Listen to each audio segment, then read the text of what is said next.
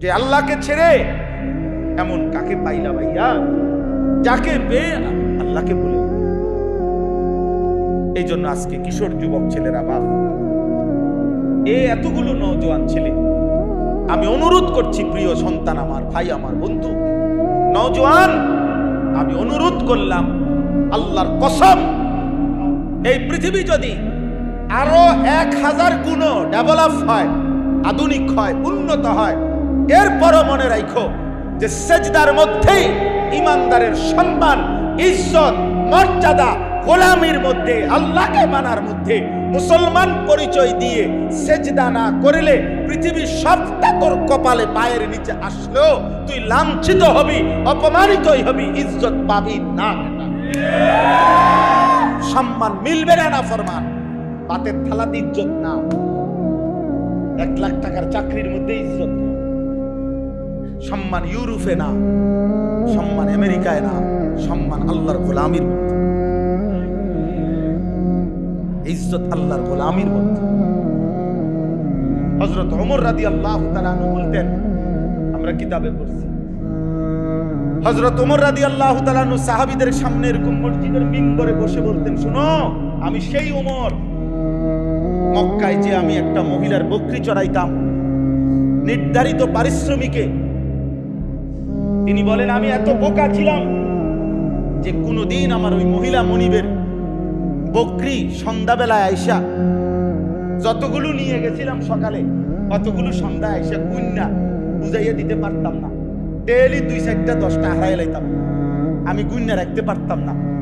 কয়টা ছাগল ঠিক করে গুনে রাখতে পারতাম না। আমি ওমর, আমি সেই ওমর। কিন্তু ইসলাম আজকে আমাকে এমন দামি বানাইছে, ইজ্জত দিছে, আজ সেই ওমর আদা জাহানের বাদশাহী করে। আজ আমার নামে বাঘের ছাগল এক ঘাটে পানি। সেই ওমর, ইসলাম তাকে দামি বানাইছে, কোরআন তাকে দামি বানাইছে, নবী সাল্লাল্লাহু আলাইহি সাল্লামের অনুসরণ তাকে সম্মানিত করেছে। এই জন্য দোস্ত, এই চুলের ফ্যাশন তোমারে দামি বানাবে না। এই নারীর আসক্তি জীবনের সুখ আনবে না। এই মোবাইলের সীমাহীন ব্যবহার ইজ্জত আসবে না, ইজ্জত আসবে না। আল্লাহ তাআলা কোরআনুল কারীমের মধ্যে বলছে, ওয়ালিল্লাহিল ইজ্জাতু ওয়া লিরাসূলিহি ওয়া লিল মুমিনিন। ইজ্জত আল্লাহর জন্য, ইজ্জত রাসূলের জন্য, ইজ্জত ঈমানদার মুমিনের জন্য। আল্লাহকে মানার মধ্যে ইজ্জত। এই জন্য সমস্ত ছেলেকে বললাম, ভাইয়া, নিজের জীবনের হিসাব লাগাও, নিজের জিন্দেগির হিসাব লাগাও। প্রত্যেকেই আমরা নামাজের মতো এত বড় মূল্যবান নিয়ামত আমরা যেন ছেড়ে না। রাসূলুল্লাহ সাল্লাল্লাহু আলাইহি সাল্লাম যেদিন পৃথিবী থেকে বিদায় নিছেন, সেদিন উম্মতের জন্য শেষ ওসিয়ত করছেন নামাজ।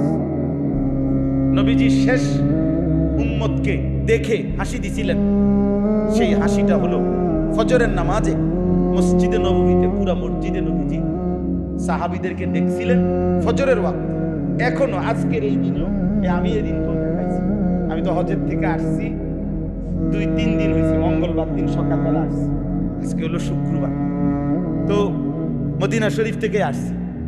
রাসূলুল্লাহ সাল্লাল্লাহু আলাইহি সাল্লামের রওজা শরীফের এই যে পাশ দিয়ে মসজিদে নববীর অংশ, যে ছোট্ট কাটা আছে, এখনো একটা ছোট্ট সামনে ছিদ্র আছে, এইটুকু জায়গা পাশে, আপনি যেখানে রিয়াজুল জান্নাত যেখানে, এইখান দিয়ে নবীজি সাল্লাল্লাহু আলাইহি সাল্লাম ফজরের ওয়াক্তে সোমবার দিন রবিউল আউয়াল মাসে যেদিন ইন্তেকাল করছে, ওই দিন মসজিদে এত অসুস্থ ছিলেন যে উঠতে পারতেছিলেন না।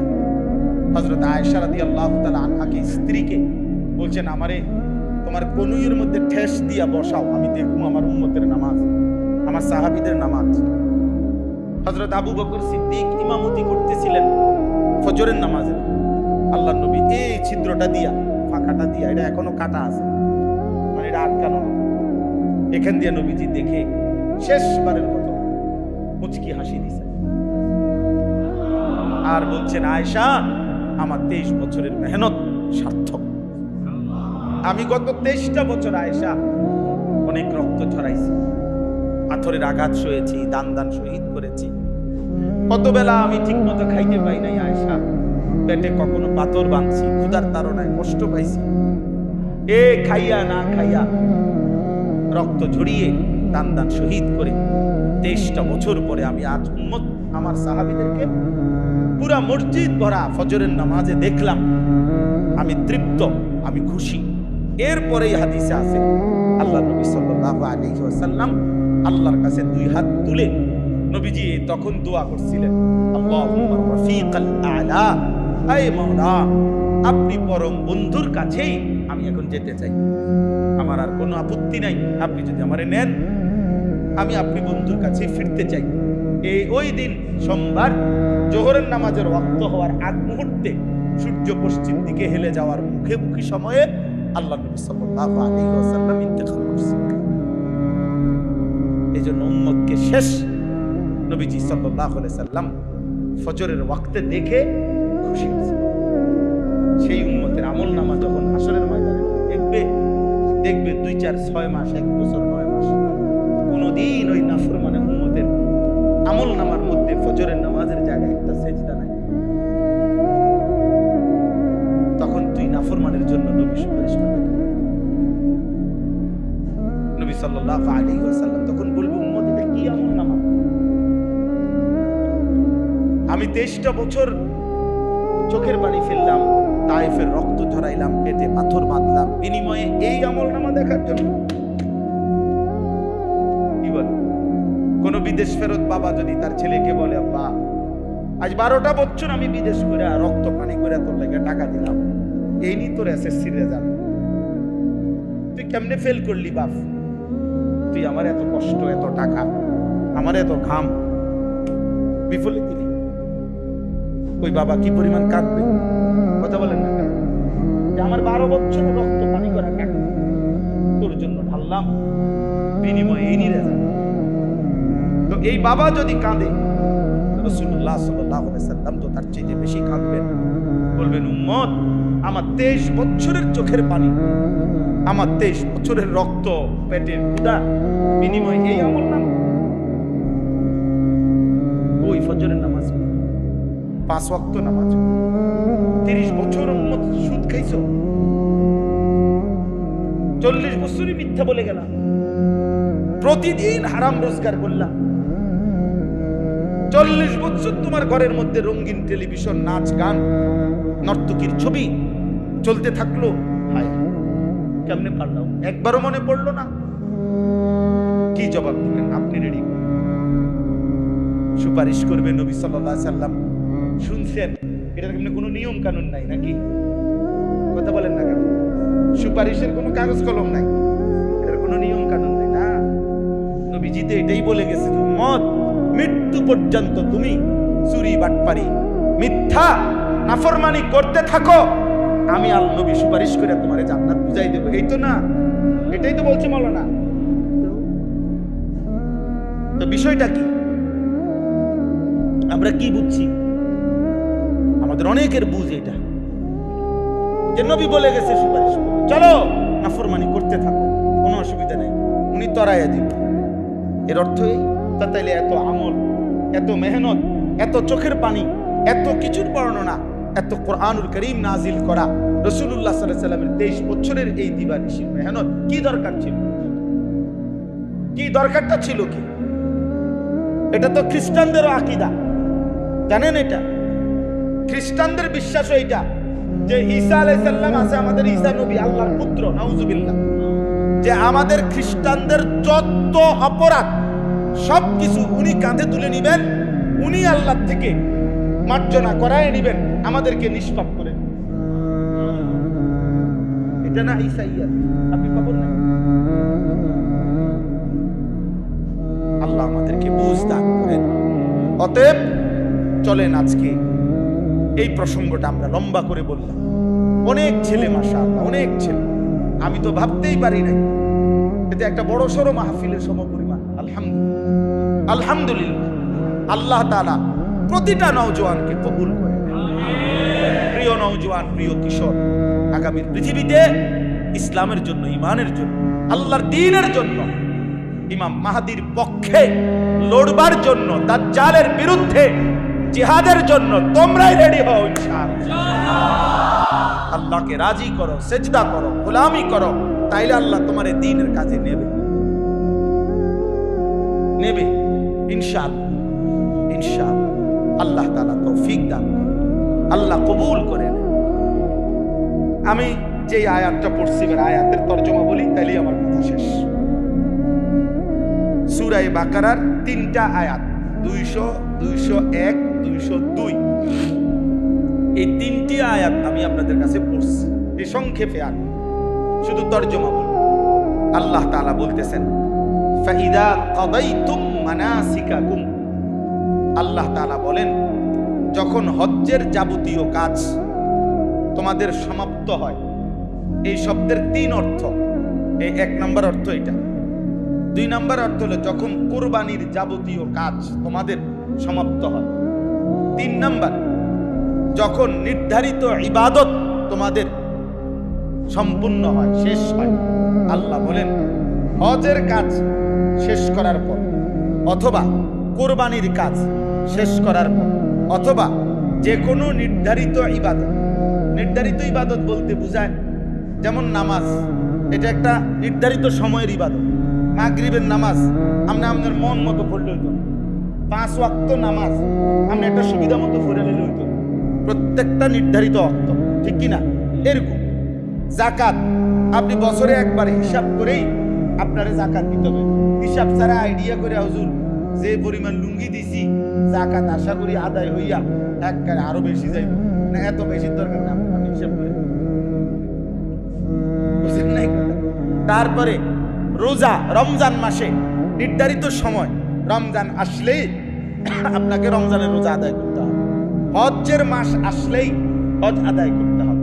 তো নির্ধারিত ইবাদত আদায় করার পর, অথবা হজ আদায় করার পর, অথবা কুরবানি আদায় করার পর, আল্লাহ তাআলা বলেন, স্বাভাবিক সময়ে দিন রাতে তোমাদের বাকি সময়ের ডিউটিটা কি, করণীয় কি? আল্লাহ তাআলা বলেন, ফাযকুরুল্লাহ, তোমরা বেশি বেশি আল্লাহ তাআলার জিকির করো। নামাজ শেষ, আল্লাহর জিকির। যাকাত আদায় করেছো, আল্লাহর জিকির। রমজানের রোজা আদায় করেছো, আল্লাহর জিকির। হজ আদায় করেছো, আল্লাহর জিকির।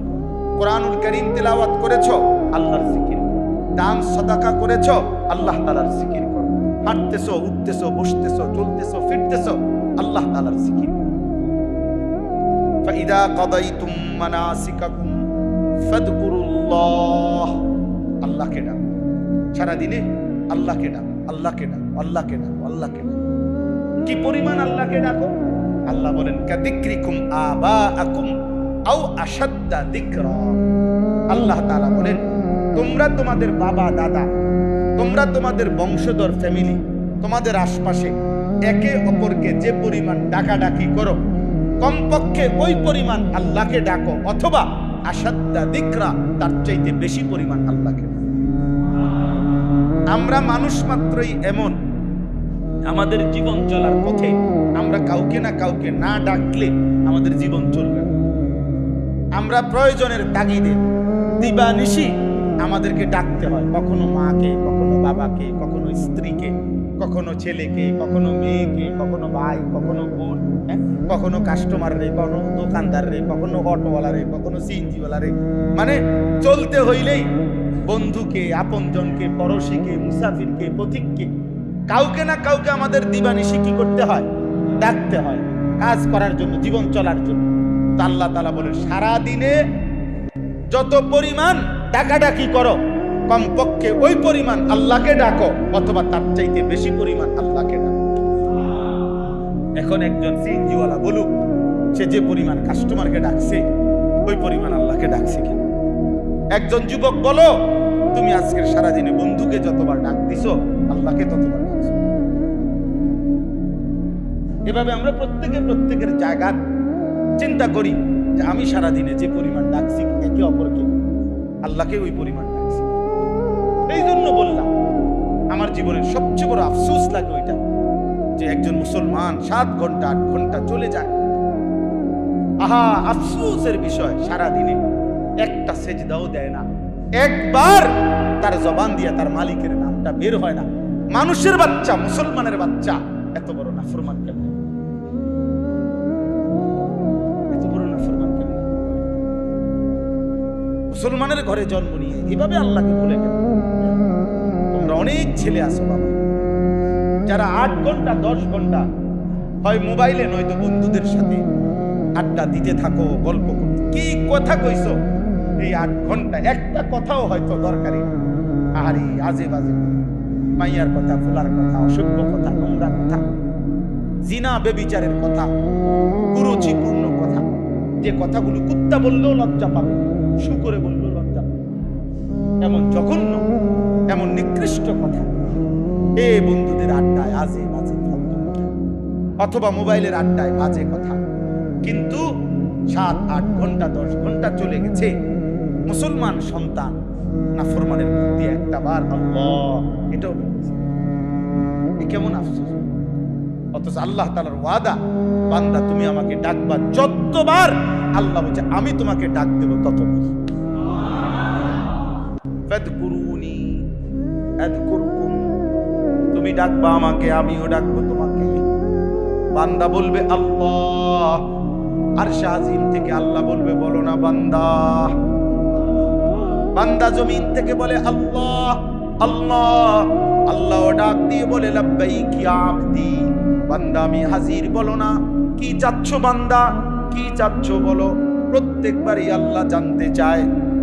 হাদিসের মধ্যে আছে, আল্লাহর কোন বান্দা যদি আল্লাহকে অনবরত ডাকতে থাকে, বারবার বলতে থাকে আল্লাহ আল্লাহ আল্লাহ আল্লাহ আল্লাহ, আল্লাহ তো বলতে থাকে বলো না বান্দা কি চাচ্ছ। কিন্তু বান্দা কিছুই চায় না, শুধুই আল্লাহকে ডাকে। খোদার কসম বন্ধু, হাদিসে আছে একটা পর্যায়ে আল্লাহ নিজেই তখন বলে বান্দা বুঝেছি তুমি আমারে ডাকতে মজা পাচ্ছ, ঠিক আছে বান্দা তুমি আমার জিকির করতে থাকো, আমি আল্লাহকে ডাক দিতে থাকো, আমি আল্লাহই তোমার যাবতীয় প্রয়োজন পূরণ করতে থাকি। মান শাগালাহু যিকরি আন মাসআলাতি আতাইতুহু আফদালা মিম্মা উতিয়াস সাইলিন। আল্লাহ বলেন আমার যেই বান্দা আমারে ডাকতে ডাকতে আমার কাছে চাইতে ভুলে গেছে, চাইতে আর সময় পায় নাই, যতজন চাইয়া চাইয়া যা কিছু নিছে, আমার জিকিরকারী বান্দাকে আমি তার চাইতে বেশি দিয়ে দেব। আল্লাহ বলেন চাইবা কি, আমি তো জানি তোমার কি লাগবে। তোমার বিবি অসুস্থ তো আমি জানি, তোমার ছেলেটা বিদেশে অসুবিধায় আছে এটা তো আমি জানি, তোমার যে শরীরে সমস্যা এটা তো আমি জানি, তোমার যে আয় রোজগার কমে গেছে এটাও তো আমি জানি। আল্লাহ জানে না কোনটা? বলেন না কেন? আল্লাহ জানে না কি? সবই তো তিনি জানেন। এজন্য বলে বান্দা তুমি ডাকতে থাকো, আমি দিতে থাকি। ফাদকুরুল্লাহ কাযিকরিকুম আবাআকুম আও আশাদ্দা যিকরা। আল্লাহ বলেন বেশি বেশি আমি আল্লাহকে ডাকো, কমপক্ষে দুনিয়ায় যাকে যত ডাকো তার সমপরিমাণ হলেও আমি আল্লাহকে ডাকো। এবার আল্লাহ বলেন ফামিনান নাসি মান ইয়াকুলু রব্বানা আতিনা ফিদ দুনিয়া ওয়া মা লাহু ফিল আখিরাতি মিন খালাক। আল্লাহ বলেন মানুষ 2 ধরনের হয়। এক ধরনের মানুষ হচ্ছে কিছু মানুষ এমন যারা দিবানিশি আল্লাহর কাছে বলে আল্লাহ আমারে যা দিবেন শুধু দুনিয়া দেন। রব্বানা আতিনা ফিদ দুনিয়া। আল্লাহ বলেন কিছু মানুষ আছে এমন যাদের বক্তব্য একটাই, আল্লাহ যা দিবেন আমারে দুনিয়ায় দেন। এখানে রব্বানা আতিনা ফিদ দুনিয়া শুধু বলছে, অর্থাৎ আল্লাহ বুঝাইতে চাচ্ছে এই নাফরমান বান্দার চাহিদা হলো আল্লাহ আমি শুধু দুনিয়া চাই। এবং কেমন দুনিয়া চাই? আমি যেমনে চাই এমনি। আমনে কোনো বুঝবুদ্ধির দরকার, আমি যেটা যেমনি কই এমনি দেন। আল্লাহ আমি চাই 4 বিল্ডিং করতে, আপনি করাই দিন। আমি চাই 2টা বাড়ি করবো, আমার 2টা বাড়ি যেন হয়ে যায়। আমি চাই 3টা ছেলে বিদেশ পাঠাইতাম, ওরা যেন বিদেশ যাইতেন। আমি চাই এদিক দিয়ে 30 শতক জায়গা কিনতাম, আমার এটা যেন কিনা হয়ে যায়। আল্লাহ বলেন এরকম অসংখ্য বান্দা আছে যাদের চাওয়া শুধুই দুনিয়া, এবং সে যেমনে চায় এটা এটা কি উত্তম না অনুত্তম, আমার জন্য উচিত হবে না অনুচিত হবে, উপকারী হবে না অপকারী হবে, হালাল না হারাম, এত কিছু আল্লাহ আমাদের বুঝানোর দরকার না। আমি যেটা কইছি এটা দেন। রব্বানা আতিনা ফিদ দুনিয়া, আল্লাহ শুধুই দুনিয়া দেন। আল্লাহ বলেন ওয়ামা লাহু ফিল আখিরাতি মিন খালাক। আল্লাহ বড় সাংঘাতিক কথা বলছে। আল্লাহ বলে ঠিক আছে বান্দা, আমি কিন্তু দুনিয়া দেব, যা চাচ্ছ তাই দেব, তবে একটা কথা মনে রাখো, এই নাফরমান আখিরাতে তোমার জন্য এক বিন্দু অংশ থাকবে না। ঠিক আছে, বিল্ডিং করো, অসুবিধা নেই, বিল্ডিং এর কাম শেষ হয়ে যাবে। পোলাও বিদেশ যাবো, বাইতো বিল্ডিং হইব, জমিও কিনবা, বনও খাইবা, বিড়িও খাইবা, চাও খাইবা, গফও মারবা, টেলিভিশনও চাইবা, মানুষের ভিডিও চাইবা, অসুবিধা নেই, বুক করো। ঠিক আছে, দুনিয়া বুক করো, তবে শুধু মনে রেখো ওমা লাহু ফিল আখিরাতি মিন খালাক। আখিরাতে কোনো অংশ নেই, আখিরাতে কিছুই নেই। ঠিক আছে, দুনিয়া বুক করেছে, দুনিয়া বুক করেছে। এই আল্লাহ তাআলার কাছে শুধু দুনিয়া চাইতে নেই, শুধু দুনিয়া চাই, আল্লাহ নারাজ হয়। আল্লাহ যেন বলে বান্দা ঠিক আছে দুনিয়া দেব, তবে আখিরাতে কিছুই দেব, আখিরাতে কিছুই দেব। আমাদের অসংখ্য মানুষের জীবনের দোয়াই এটা। মানুষ হুজুরের কাছে, আলেম ওলামার কাছেও আপনারা অনেকেই এই দোয়া চাইলে শুধু এটাই দোয়া চায়, হুজুর রবিবারে 4টা ডালাই খাস করে ধরেন 50টা টাকা খাস করে একটা দোয়া করে দেন। খাস দোয়া মানে এমন দোয়া দিবেন যাতে দোয়ার সাফে সাত ডাইবা যায়, সাতা দিয়ে দিবেন, সাত যাতে জায়গা না থাকে, যাতে নিচের দিকে ডাইবা। খাস দোয়া নিলে কেমনি দিবে, সাপ দিকে মনে হয় খাস দোয়া। এখান দিয়ে দোকানে বিট লইছি, খাস দোয়া, আল্লাহ রহমতে হুজুর আপনাকে দোয়ায় 10 জনের দোয়ায় 12 লাখ টাকা সুদে কিস্তিতে মিলাইয়া তারে বিদেশ পাঠাইতেছে। একেবারে খাস দোয়া। কি দোয়া করতে? খাস দোয়া কেমনে করবে বলে? খাস দোয়া কেমনে? এই সুদের টাকার উপরে দোয়া করতে ইমাম সাহেব, যদি কোনো ইমাম সাহেব এই সুদের টাকার উপরে দোয়া করে, ইমাম সাহেবের ঈমান থাকবে না। ইমাম সাহেবের কি থাকবে না? ওমা হারামের উপরে দোয়া করার অনুমতি আছে? হারামের উপরে দোয়ার অনুমতি আমি কেমনে বললাম যে আল্লাহ তার সুদের টাকায় বরকত দেন? বুঝেন নাই কথা এটা? আমি এটা কমু কেমনে? আল্লাহ তার কিস্তির টাকায় কি দেন? বরকত দেন। এটা আমার বলার কি অনুমতি আছে? হারামের উপরে দোয়া করলে ঈমান থাকে না। কঠিন মুসিবত, কঠিন মুসিবত। এই জন্য হুজুররা দেখবেন দোয়ার মধ্যে আকসারি বলে আল্লাহ যে যা দোয়া চাইছে প্রত্যেকের নেক মাকসাদ পূরণ করে দেন। এই কথাই উত্তর করি আমরা আগে ভিড়ের থেকে বাঁচা টের পান। এই বুঝ করেই দোয়া, নিজেরে সেভ করে ওই দোয়া। ভাত খাওয়াইছেন আর যাই করছেন দোয়া বাইর মধ্যেই করছেন, আল্লাহ নেক মাকসাদ পূরণ করেন। অর্থাৎ যেটা উত্তম, যেটা হালাল, যেটা বৈধ, ওইটাই শুধু পূরণ করুন, বাকিটি এতটা এতে কইছে না আমার। বুঝেন নাই? হ্যাঁ, তাহলে এই জন্য বললাম শুধু দুনিয়া চাইতেন। আমরা শুধু দুনিয়া চাই, এই বাড়ি ঘর দালান বিল্ডিং না, অথচ আল্লাহর কাছে চাওয়া উচিত। আল্লাহ হুজুরের কাছেও বলা উচিত, হুজুর দোয়া করেন আল্লাহ যেন আমারে নামাজি বানায়, আমার স্ত্রী সন্তানকে নামাজি বানায়, আমার ঘর পরিবারকে যেন দিনদার বানায়, আমার প্রজন্ম বংশের পর বংশ যেন সেজদাওয়ালা হয়। ইব্রাহিম আলাইহিস সালাম দোয়া করছে, আল্লাহ কিয়ামত পর্যন্ত আমার জেনারেশন যেন উম্মতে মুসলিমা হয়, আপনার অনুগত হয়। আমি আমার বিবিকে সাথে নিয়ে এবার হজ করছি। এই হজ্জের মধ্যে আমি প্রতিদিন প্রায় দিন ওরে বলছি, তুমি শুধু দোয়া করো যে আল্লাহ আমার বংশ কিয়ামত পর্যন্ত যেন যা আসবে তা যেন আপনার ঘর দেখতে পায়। কালো গিলাফ যে দেখে নাই, মদিনার সবুজ গম্বুজ দেখে নাই, আরে দোস্ত সে জীবনে কিছুই দেখে না। ওই চোখ কিছুই দেখে না, ওই চোখ কিছু দেখেই নাই যে মালিকের ঘর দেখে, যে রাসূলের রওজা দেখে নাই। 53 বছর, 50 বছর, 40 বছর সকাল দুপুর সন্ধ্যা, হায় মুমিন যে রাসূলকে স্মরণ করলাম, তার সামনে একটাবার জায়গা দাঁড়াইতে পারল না। টাকাই মিল হয় না, 5 লাখ টাকাই ব্যবস্থা হয় না। 3 ফুট বিদেশ পাঠাইছে, 3 12 36 লাখ টাকা ব্যবস্থা হয়েছে, মাগার 6 লাখ টাকার ব্যবস্থা।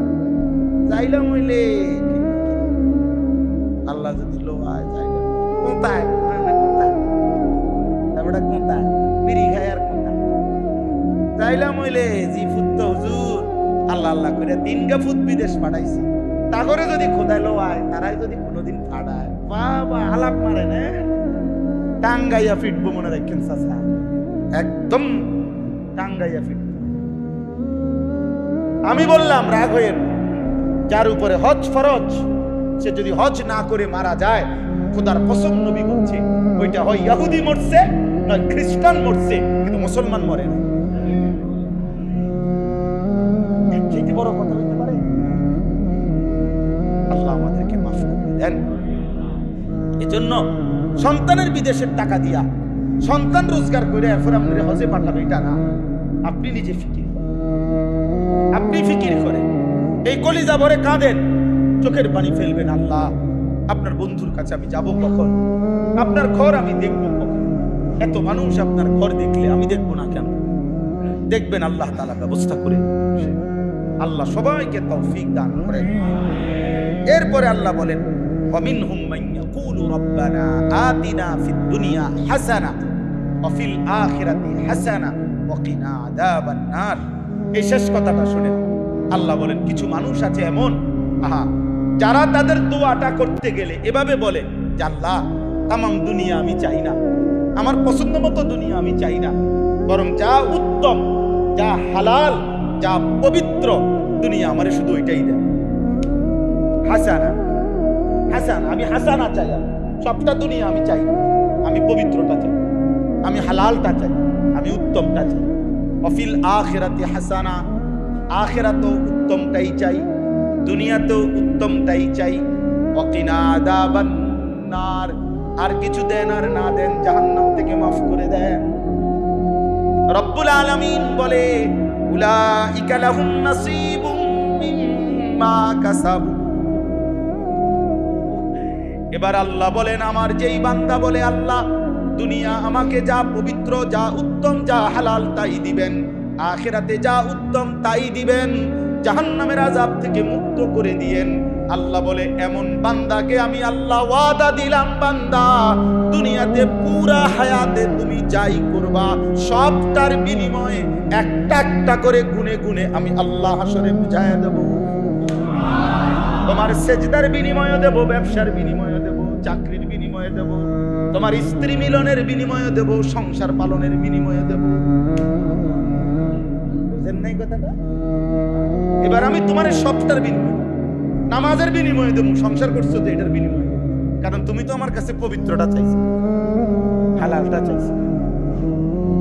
যে দুনিয়ায় হালাল চায়, আখিরাতে হালাল চায়, আল্লাহ তাআলার পবিত্রটা চায়, আল্লাহ বলে আমি তার যা করছি দুনিয়ায় সবকিছুর বিনিময়, তার ঘুমেরও বিনিময় দেব, তার সজাগ থাকারও বিনিময়, তার সংসার করার বিনিময়ে দেব, বাজার করার বিনিময়, সব নেকি, সব নেকি।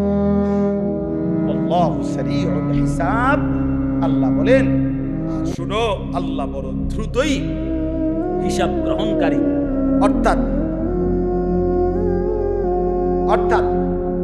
আল্লাহ তাআলা দ্রুত হিসাব গ্রহণকারী। অর্থ হলো আল্লাহ বলেন আমি জান্নাতের জান্নাত খুব দ্রুতই বুঝায় দেব, জাহান্নামের জাহান্নাম খুব দ্রুতই কি নেককারের পুরস্কারও জলদি দিয়ে দেব, নাফরমানের শাস্তিও দ্রুতই। প্রিয় ভাই আমার, এবার কি হলো কথা?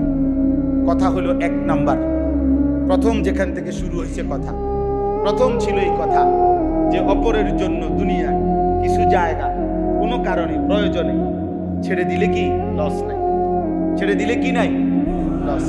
আত্মীয়র জন্য ছেড়ে দিলে আরো ভালো। আর এর বরকত কি হবে? আল্লাহ দিল কি করে দিবে? দিল প্রশস্ত করে দেওয়া মানে হইলো আগের চাইতে মোটা তাজা হয়ে যাওয়া নাকি না, মানে অন্তরের ভিতরে আল্লাহ একটি আলো দান করবে, যেই আলোর বরকতে সে জান্নাতের রাস্তায় চলা সহজ হয়ে যায়। 2 নাম্বার কথা আমরা বলছি, প্রিয় নবী সাল্লাল্লাহু আলাইহি ওয়াসাল্লামের উম্মত হয়ে তার জাহান্নামীকে তেলের কড়াইয়ের মধ্যে গরম তেলের মধ্যে মাছ যেরকম এক পিঠ চাপ দিয়ে আরেক পিঠ চাপ দিয়ে ভাজি করে, চাপ দিয়ে দিয়ে, তার কসমে এই আয়াতের অর্থ আল্লাহ বলেন জাহান্নামীকে জাহান্নামের ভীষণ আগুনে তার দুই পাশের গাল চেহারা এইভাবে চাপ দিয়ে দিয়ে আগুনে দগ্ধ করানো হবে। আমার নাম নিয়ে অহুম ফিহা কালিহুন, চেহারাটা কুৎসিত বিভৎস মলিন হবে আর ভীষণ চিৎকার করবে। আল্লাহ তখন বলবেন আলাম তাকুন আয়াতি তুতলা আলাইকুম ফাকুনতুম বিহা তুকাদ্দিবুন। আল্লাহ বলবে নাফরমান আমার কোরআনের আয়াত এমন তাফসীরুল কোরআন মাহফিলে, এমন হিফজুল কোরআন মাহফিলে, এমন ওয়াজ মাহফিলে, কত মসজিদে ইমাম খতিব মুয়াজ্জিন, কত আলেম, কত পীর বুজুর্গ, কত উলামা, কত খতিব, কত বক্তা, কত ওয়াইজ বারবার আমার কথা তোকে শুনাইছিল। ফাকুনতুম বিহা তুকাদ্দিবুন, তুমি প্রত্যেকটা কথাকে মিথ্যা মনে করেছিলে। কি মনে করেছিলে? এখন নাফরমান তখন বলবে রব্বানা গালাবাত আলাইনা শিকওয়াতুনা। আমার বন্ধু আল্লাহর বান্দা নাফরমান জাহান্নামী তখন বলবে আল্লাহ আমার এই মন্দ কপাল, আমি দুর্ভাগা কপাল, আমার কপাল খারাপ, আমার ভাগ্যে নাই, আমি দুর্ভাগা, আমি বদনসিব। কেন? অকুন্না কওমান গালিন। যুবক আবারও শুনো, এইখানে পরিষ্কার আল্লাহ বলছে সেদিন জাহান্নামী বলবে আল্লাহ আমি বড় পথভ্রষ্ট, অসভ্য, কাফের, মুশরিক, নাফরমান, পাপী সম্প্রদায়ের অন্তর্ভুক্ত ছিলাম। ভালো মানুষ পাই নাই, ভালো সঙ্গী পাই নাই, উপযুক্ত কেউ পাই নাই যে আমাকে আগলায় রাখবে, যে আমাকে আগে বাড়াবে, যে আমাকে আল্লাহর কথা মনে করাবে, এমন লোক পাই নাই। যাদের সাথে চলতাম তারা পেশাব করে পানি নিত না, যাদের সাথে হাঁটতাম তারা কোনোদিন আল্লাহকে সিজদা দিত না, যাদের সাথে চলতাম ফিরতাম তারা সুদের লেনদেন, ঘুষের লেনদেন, বাটপারি আর চিটারি আর নারীর আড্ডায় পড়ে থাকতো। আল্লাহ এই অসৎ মানুষের কারণে আমি আজ হতভাগা। কৌশল। এরপরে শেষ নাফরমান আবার বলবে রব্বানা আখরিজনা মিনহা, আল্লাহ আল্লাহ দেন না আমার একটা বারের জন্য দুনিয়ায় এই জাহান্নাম থেকে বের করে দেন, দুনিয়ায় যেতে দেন, আমার একটু সুযোগ দেন, আমি আর পারছি না মাওলা, এই আগুন সইতে পারছি না। ফা ইন উদনা ফা ইন্না যালিমুন। আল্লাহ বলে নাফরমান বলবে আল্লাহ এবার দুনিয়ায় গেলে যদি আবার নাফরমানি করি তাহলে আমি আসলেই জালেম, আমি অবাধ্য। তখন আপনি আমারে দ্বিগুণ ত্রিগুণ, আপনি ডবল রিডবল শাস্তি আমারে দিয়েন, কিন্তু এইবার ছেড়ে দেন, একবার ছেড়ে দেন। এই শেষ কথা ক্বালা সাউ ফিহা ওয়ালা তুকাল্লিমুন। আল্লাহ তাআলা বলবে নাফরমান তুই জাহান্নামে পড়ে থাক ওয়ালা তুকাল্লিমুন। আর একটা কথা বলবো আমাদের জন্য একটা আমল। আর সর্বশেষ একটা কথা, মানুষ যখন প্রচন্ড রাগ করে তখন এটা কয় কিনা একদম চুপ, একটা কথা বলবি না, বলেন বলে কিনা বলে দুনিয়া চাইবো যা পবিত্র, যা হালাল, ওয়ালা তুকাল্লিমুন। বেঈমান একটা কথা বলে দুনিয়া চাইতে নিষেধ বারদুকে খাবাইছি দেখে মনে হচ্ছে আমি পবিত্র হইতাম না। হালাল চাই, হ্যাঁ আমরা প্রত্যেকে কি ভাবছো নিজে? হালাল এবং পবিত্র দুনিয়া আল্লাহ এই পবিত্র কি ভাবছে? আখিরাতও চাই, নাফরমান যে চালা আল্লাহ বলে কি ভাবছো? যা একদম কথা। আমাদের কবর তাফসীরে মাআরিফুল কোরআনে লিখছে, আমি নিজে পড়ছি, যত কিশোর যুবক আহা তোমরা আল্লাহ যখন বলে ফেলবে আর কথা বলবি না, এশার নামাজ বন্ধু আপনি এখন দেখেন গিয়া ওইখানে নামাজের লেখা আছে এরপরে এই জাহান্নামী যাদেরকে আল্লাহ বলবে আর কথা বলবি না, জাহান্নামে পড়ে থাক। এরপরে ওই মানুষটার জবান দিয়া ওই জাহান্নামী থেকে সরে যাওয়া, আর মানুষের কোনো শব্দ উচ্চারিত হবে না। এরপরের শব্দগুলো কুকুরের খেউ খেউ অথবা গাধার আত্মচিৎকার। এই দোয়ার পরেই আজান হবে, কুত্তার আজানের আওয়াজ, সাথে সাথে কুত্তার ইনশাআল্লাহ নামাজ হবে। এজন্য ইনশাআল্লাহ দোতলায়ও জায়গা আছে, এজন্য প্রত্যেকে ইনশাআল্লাহ এশার নামাজ পড়েই আমরা যুবক ঘরে ফিরে আসব। আল্লাহ তৌফিক দান করেন, নিয়ত করি কবুল করেন, ইনশাআল্লাহ। আমিন। নওজোয়ান ভাই নিয়ত করো ইনশাআল্লাহ, ফিরতেই হবে, কষ্ট পাইবা না। কষ্ট আগামী 30 বছর যদি হায়াত পাও, এই অব্যাহত কষ্ট দিবে। ইন্নাল্লাযীনা ইউহিব্বুনা আন তাশিআল ফাহিশা ফিল্লাযীনা আমানু লাহুম আযাবুন আলীমুন ফিদ দুনিয়া ওয়াল আখিরাহ। সূরা নূরের আয়াত। আল্লাহ বলছে এই মুসলমানদের সমাজে যারা অশ্লীলতা, বেহায়াপনা, অসভ্যতা ছড়িয়ে দিতে চায়, খোদার কসম আল্লাহ বলছে তাদের জন্য রয়েছে মর্মান্তিক আযাব ফিদ দুনিয়া, দুনিয়াতেও আখিরাতেও।